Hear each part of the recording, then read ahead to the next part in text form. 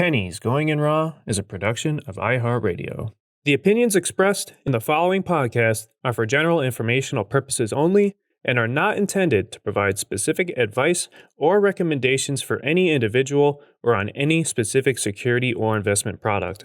It is only intended to provide education and entertainment about the financial industry and the stock market. Enjoy! On this episode of Pennies Going in Raw, we discuss the state of the market, Elon Musk buying Twitter, and also live DD on DraftKings.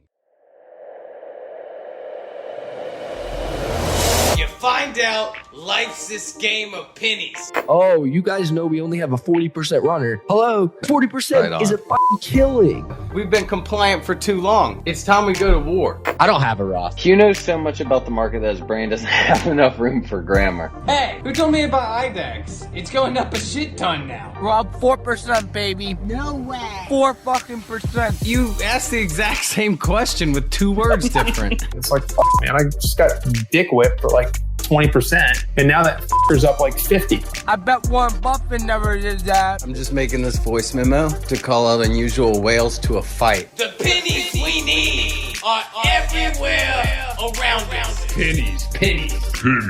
Going in Raw.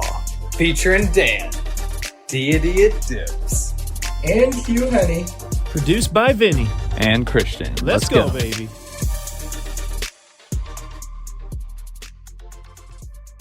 Welcome back to another episode of Pennies Going in Raw. Today is Wednesday, April the 27th. And I mean, SPY getting fucking wrecked today. I mean, we're at 416 at the close. We are 413 after hours. Pretty crazy.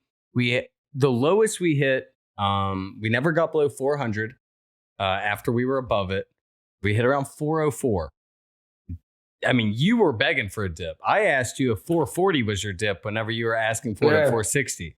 I mean, now this is definitely a dip, but I mean, you got to be worried about it going below 400. And also, I mean, large caps in general getting fucking wrecked. Amazon down 5% today. When's Amazon ever been down 5% a day, you know? Yeah, no, I mean, it's wild. Even to have, what was it? Apple was down 4%. I mean, QQQ down 4%. I mean, it's just absolute carnage. So what I did today was I conceded and I sold my May 20th calls for a 97% loss. Because I did have those. I sold them, and then I actually got May 6th put for 410, and they went like up 60, 70% or 85%, including after hours by the end of the day. So I sold most of those. Honestly, I wouldn't be shocked if with how bad earnings were, from big tech, I could see us going below 400. I'm still super bullish on the market. I'll always be a perma bear, but however, I think right now short is probably the way to go. Probably 390 on SPY, 385. That's probably where I would look for like another long. But right now, especially with how bad earnings were, it's absolute carnage all around. Yeah, no, I mean, even the news from Elon buying it. I mean, yeah, it was on the little ramp up, but him buying stake in it rose it up way more than him actually outright buying it. What do you think about that? Or do you think it was kind of expected by the overall people once he made that first move? So there's a few things to the Tesla. I mean, to the Twitter news that I think are important to point out. First off, that I want to talk about is that SPY literally has dropped 40 points in a matter of a few days. Literally a few days. Like that's 10% in a matter of a few days. And there's just absolute, I mean, Roku is getting smoked again, down 81% from highs, 81%. Now, I wasn't trading during 2008. However, this is the type of like selling pressure that when you look at historical data, this is the type of selling pressure that you saw when bubbles finally burst and like 2008, like if you look at 2008 and you look at like the yearly candles or like the 6-month candles, this is what you see. This is where the stair step up elevator down comes in. And now that, SPY is testing that 400 mark, like I said, 385, 390 is where I'd be looking to go long. However, listen, there is carnage out there. And now from a technical standpoint, SPY is in a massive downtrend and just broke a pretty big support level. So it'll be, and on top of that, tech earnings were terrible so far. So that's definitely something to keep an eye on, especially through the rest of this week. Now, speaking specifically to the Twitter deal, now this is what I think is really, really interesting. This is from Trey Henninger on Twitter. Elon Musk borrowed $12.5 billion via a margin loan to complete his acquisition of Twitter. However, he had to pledge $62.5 billion in Tesla shares. So what that basically means is that he's basically using his Tesla shares as collateral. All right. Now, if Tesla's stock price falls by 43% to which would be a $35 billion valuation, which is a pretty big valuation, Musk will receive a margin call. So basically, this means what? Imagine Musk getting a margin call. Yeah. Hey, so dude, Musk, it can happen to any of us, guys. Well, this is the crazier thing. Basically, the default Tesla price for that is $570. We're in the 800s from 1,000 last week. So if we do that exact same move, we're halfway there. I mean, what, Tesla's at 862 from 1,000, or what was it hitting? 1,050. So that's a 200 point move. So we'll be at 660. I mean, we'll be close. Now, again, there's so many other financing things that he can do. However, it's still a possibility. And that would be wild because that's forced liquidation. Even when he has to sell a little bit of Tesla shares, like a few million, that's, it brings the stock down. I wouldn't even be shocked if he was selling today. And that's kind of what had the carnage, especially because today, let me see real quick. So today, Tesla did 3 times its average daily range, and the total net value in dollars was $22 billion traded. Yeah, so he's basically, is it kind of like a compounding effect? Like he's having to sell his Tesla shares, and that's causing the price to go down, which could help. And again, cause him because getting they're the collateral. Yeah. And exactly. So this is where this is where when they're we basically look back, the AA bonds, like when in the Big Short, when they're pulling out the middle of the Jenga. Fuck yeah. Exactly, brother. Like that's exactly it. It's one of those things where it's like where I think we'll look, and again, I'm not saying like this is exactly what'll happen, but if he does catch that margin call, this is a situation where it's like, hang on a minute. You allowed the thing that you allowed, collateral on something where it was like the only thing that could bring it down was the fact that he had to sell these shares. Like it's one of those things where it's like, it's just, you're chasing your own tail. And it might be something that we look back on in 5 years and we say, who the fuck allowed that? So it'll be really interesting to see exactly how this goes.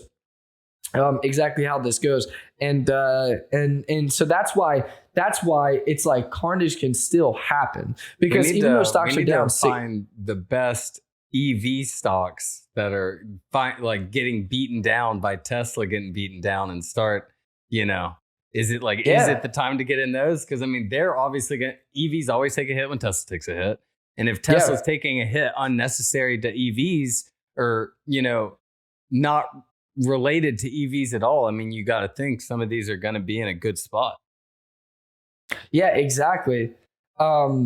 Exactly. And so that's where it's like, and the other part about this and why I think like there's still like can be tons of carnage is that, okay, like let's take Roku or let's take Netflix. So Netflix closed today underneath 200 for the first time in what, 5 years? Like 2014 or something crazy. Yeah. So last time that it really closed was like, yeah, I mean a long time. Like I'm gonna say 5 years probably. Yeah, so almost 5 years, like 4 years. So again, even though it hit $799 and $799, and then now it's trading at $198 in a matter of months. And so the reason I still say that there can be tons of carnage on these individual names is because, you know, even though Tesla's down, Netflix is down from 700 to 198. Think about this. It can still go down, let's just say 198 to 100. So it's one of those things where, you know, it can still go down 50% from here. And on the bigger chart, it really won't look that big. But if you were to just take it from 200 to 100, obviously that's a pretty big move. And so, or even like Roku was trading at, I want to say like 97 today. Yeah. So Roku closed at 91. Okay. I mean, and the highest they hit was 490 and 76 cents. You know, it can still go down. You know, if it goes to $60, that's another 30% move. So don't think that, you know, just because they're down 81%, I mean, listen, they can still be cut in half again. And they can still be, you know, they can still go down to their 81% from here. You know, like that's not crazy. And so, like I said, like all this selling pressure and all this carnage underneath, you know, the market's still being relatively held up by these bigger names. But now you're starting to see like Apple, you know, Apple start to catch the shaft a little bit, you know, down almost 4% today. And so now Apple's starting to trade underneath its moving averages. And that's where it gets super difficult and super ugly, because when they start to trade underneath like the 20-day and the 200-day, like now it's trading underneath the 200-day. When you start to get a move like that, that's when it's that's when it gets dangerous. And so Apple's actually now testing the 50-day moving average. Last time they tested the 50-day moving average, which was March 14th, it bounced off and went almost back to all-time highs. Now that it's testing the 50-day moving average, if it breaks down from there, then the next spot is the 200-day. And sorry, I know that I just said that it's trading underneath the 200-day. The 200-day is sitting at $96 a share. So, I mean, hypothetically, it could go from 150 back down to 96. And that's the potential bounce spot if it breaks through this 50-day, which is wild. But again, everything was on a straight tear for 2 years. Yeah, no, I mean, even as we're talking right now, you're seeing Amazon down another 2% in after hours. Amazon going down 2% in a day is wild. And it's doing it, in after hours, in the first hour, you know? Yeah, exactly. It's definitely feeling like a change to a bearish market. I'm in small in some things, but man, it is not exactly the time to be a swinger investor. All right, and we are going to get into the bio sector a little more next week, but keeping on with like technology, gambling, etc. One stock I saw today that I know people use, hell, I use it every time I'm in a state where it's legal, is DraftKings. Fuck, we're even sponsored by them, so I don't even know if we can, whatever, we'll deal with that later. But it's beaten down a lot. You know, it's down from its highs in September and October of around 65 down to 14. So around 6 months, and it's down like 80%. Popular app, it's all over every fucking podcast and YouTuber that has any demographic of 20-year-old males. That's just something I noticed. I know I like to use it, etc. But what do you think about the finances? Because I think that could be the one, unless there's something that I'm missing. what do you think about DraftKings and starting a position in that? I know starting a position right now sounds scary, but yeah. So the one thing. So first, I'll take it from a technical standpoint. I hate it from a technical standpoint. But this goes back to what we talked about with Roku. Right. You know, it's trading below all the moving averages. Every time it comes below the 20, above the 20, it sells off again. You know, this thing is just hitting new lows after new lows. However, that being said, this could be like the buy of a lifetime. From the revenues, or the standpoint that you were just talking about with the finances, the one thing that I think is important is that DraftKings, first off, DraftKings market cap is about $5.5 billion. So that's a pretty big company. However, the other important thing is their growth. So, and I'll read this is from macrotrends.net. DraftKings annual revenue for 2019 was $0.32 billion. That's nothing. DraftKings annual revenue for 2020 was $0.61 billion, a 90% increase year over year. And then finally, DraftKings annual revenue for 2021 was $1.2 billion. That's a 110% increase. So what we're seeing is that we're seeing consistent growth, 50%, 90%, 110%. And I think from 2019 to 2021, if I'm doing quick math, that's like a 400% increase. That's massive growth. So, like I said, is that the good thing is that they're creating really good growth in revenue, DraftKings. However, the one thing that is a little bit of a red flag is how much they've spent on their operating expenses. This is, in my opinion, is going to be what is going to make or break them. Because we talked about the growth, and so the market cap is $5 billion, and they're doing over $1 billion in revenue. Now, as Grandma Knight used to say, it's not about how much you make, it's about how much you keep. And so the one thing with DraftKings, and the one thing that I want to say is first is that they are a growth company, so it's okay.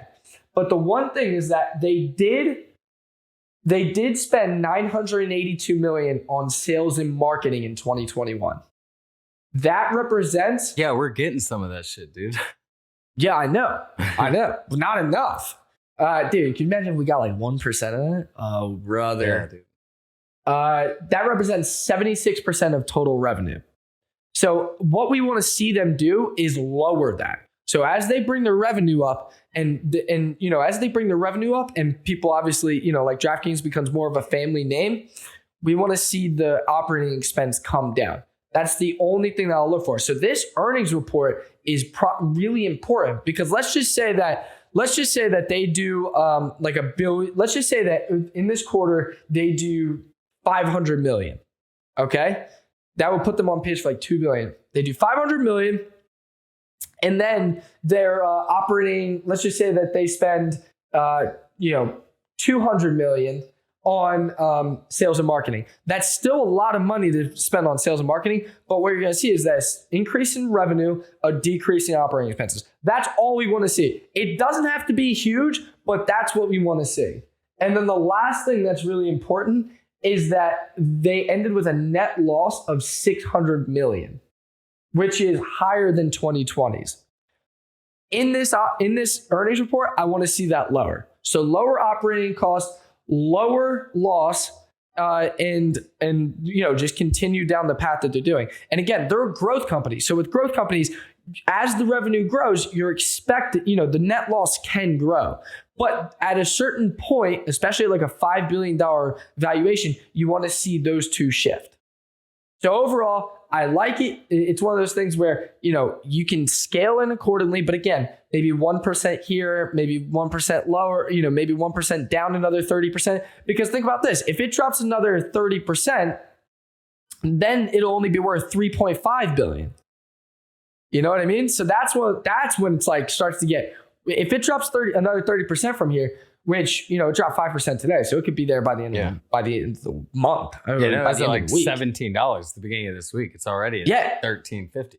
Yeah, so if it drops like below 10, that's when like from a financial standpoint, it's like, hey, yo, they could literally if they get their shit together and they lower their operating expenses which will lower their net loss. That's when it's like, hey, this is literally trading at revenue. Yeah, it reminds me of like PIN whenever it was like at 6 or 5 during like even though everything was crashing, people were still like down on that. They're like, oh no, I mean, it's just they just got a Barstool pump. Yeah. And so that's what we want to see is that if they drop another 30% from here, I'll be interested inside my long term. Again, we want to see the next earnings report. All we want to see them do, they don't even need to grow revenue. The revenue's a fuck ton of revenue. It's $1 billion revenue per year. That's a lot of money. And again, this is an industry where it's like, sports gambling, like it's not going to go away. However, what we want to see is that we just want to see a lower net loss, lower operating expense, and this is a really good, and it's trading at a really good area. But that's all we want to see. And again, they're a growth company, so even if this takes 2 years, even if it takes 2 years for them to get their head on, not I want to say their head on straight, but to handle their net loss and their operating expense, that's okay because again, they're a growth company. All right. Well, do you have any other reactions to Elon buying Twitter aside from what we had at the very beginning? Obviously, he's created a lot of companies and sold them, from, the one he made with his brother for like newspaper to media, online media marketing, whatever the fuck that was, X.com to PayPal, selling that to eBay. And now he's got Tesla, SpaceX, Boring Company, and Neuralink, everything, you can think of. Now he's got his own social media platform. Donald Trump said he's not coming back. Obviously, he has his Truth platform. So anyone hoping for that one, sorry. But yeah, there are a lot of blue check mark on the left really bitching about Elon because I guess the people that disagree with them won't get banned immediately. But I mean, what do you think about first reaction on it all? Like, what did you think when you saw it on Monday? I was a little surprised. Surprised. Watching it in real time, it happened fast. So one thing that I saw I thought was funny was Elon Musk. Elon Musk bought Twitter in 21 days. Elon Musk bought Twitter in 21 days, and you're still waiting. You're still waiting for her to text you back or something like something like that. I thought that was funny. I was a little surprised for two reasons. One, this deal, I mean, we talked about it earlier. Like, he's not, I don't want to say he's risking it all, but he's taking a pretty big financial risk. It's not like at the end of the day, he could end up with $1 billion and oh no, However, he's taking a pretty big financial risk inside not great financial not great market conditions, which you always got to think about. And then, so I understand that he's taking it private, but he is taking a pretty big financial risk here. And so the one thing so I told you yesterday, I told you earlier inside the pod about, what happens if he gets a margin call. The other thing to think about, so the amount of debt that Twitter will carry, because it'll be a private company, alone will exceed the future cash flow. So if any of you guys, weren't a finance major, of course, that is like not something that you really see often. In fact, that's why I was kind of surprised, because typically you can't really get that kind of funding. Like if you want to do that kind of M&A deal. And so that's why I was pretty surprised, because for Twitter in and of itself, like, this is a pretty good deal for where they are. Now, we can make the argument that they're under monetized, if we're going to compare social platforms and stuff like that. But if we're just taking the financials, Twitter's getting a fucking great deal. This was, from a financial standpoint, a great deal for Twitter. Now, on the other side, this will be really hard for Twitter as a private company to pay that off. Like, Elon has to have some nutty plan, not nutty, but some really good plan to get this shit in order. Because again, you can make the argument that it's under monetized, but just because in comparison to other big social media platforms, they aren't making any money, doesn't mean that he can get them there. That doesn't mean that at all. And so this is why, if he can get this to the correct monetization, fine. Yeah, this will be great for him. But his upside's like 40 billion, let's just call it, and his downside risk is like 90% of his net worth. My thing is they just started trying to monetize it with like super followers and everything, but I think with super followers, it's just like you're paying for content you can't get regularly, whether for whatever reason it might be. In my opinion, I know this may be fucking a long shot, but I think they should work on doing something like buying Patreon. Because, I mean, that's where YouTubers are putting all their content they can't put on YouTube because it gets demonetized. So, I mean, if Twitter became like owner of Patreon, kind of like how it's like Twitter and Periscope or whatever, whenever you do your live streams on there, they go to Periscope. I think that'd probably be a decent idea for them to go about the monetized content. Hey, you don't have to pay to use Twitter, but if you want the shit that all your favorite creators are putting out everywhere, you're gonna come to Twitter. Yeah, and you're right. And so I do think I do still think that I do still think that there's a chance that this deal falls apart, because again, from a financial standpoint, I mean, this is a lot of debt.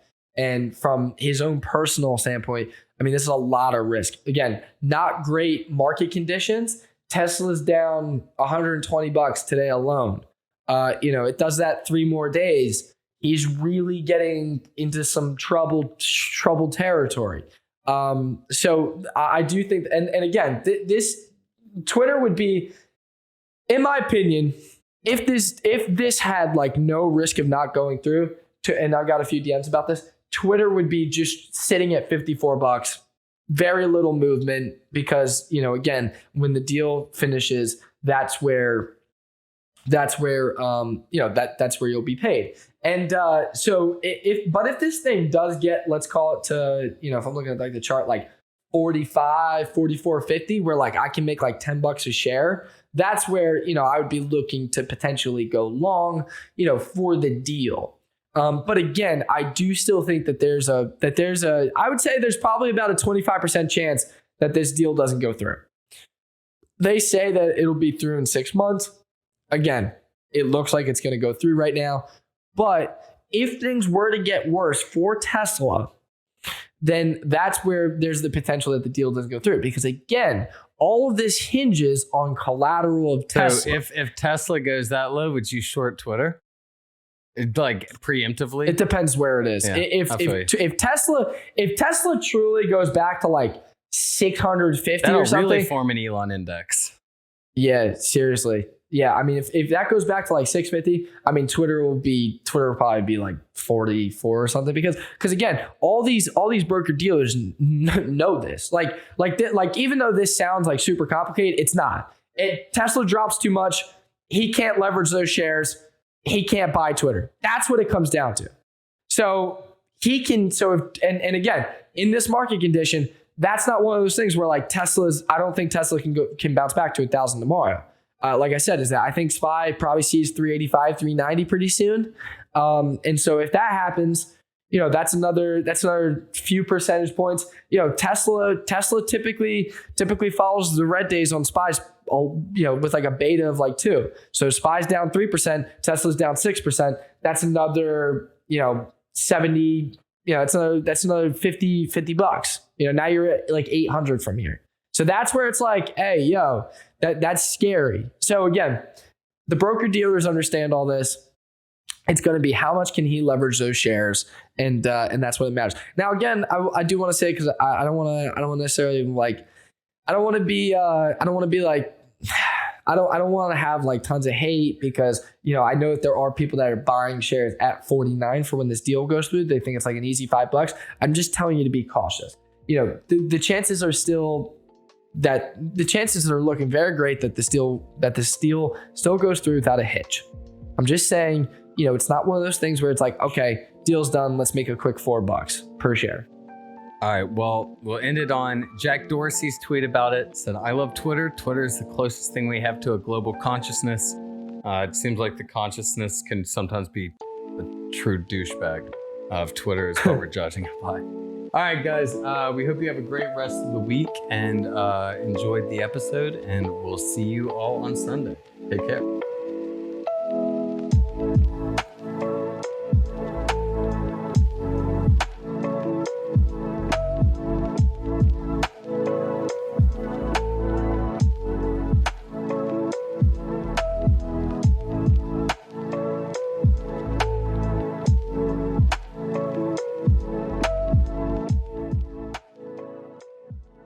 Pennies Going in Raw is a production of iHeartRadio. For more podcasts from iHeartRadio, visit the iHeartRadio app, Apple Podcasts, or wherever you get your podcasts.